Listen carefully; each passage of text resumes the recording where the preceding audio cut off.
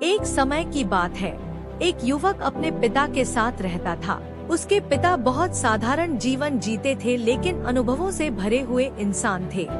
बेटा पढ़ा लिखा था, लेकिन उसे हमेशा लगता था कि उसके पिता की सोच पुरानी हो चुकी है और अब उनका ज्ञान किसी काम का नहीं।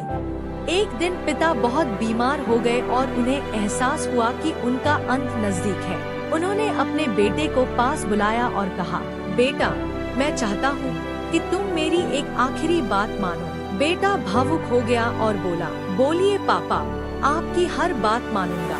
पिता ने अलमारी से एक बहुत पुरानी घड़ी निकाली और बेटे को देते हुए कहा, यह घड़ी मैंने तब खरीदी थी जब मैं तुम्हारी उम्र का। इसे लेकर जाओ और बाजार में बेचने की कोशिश करो और देखो लोग इसके लिए क्या कीमत देते हैं। बेटा वह घड़ी लेकर बाजार गया।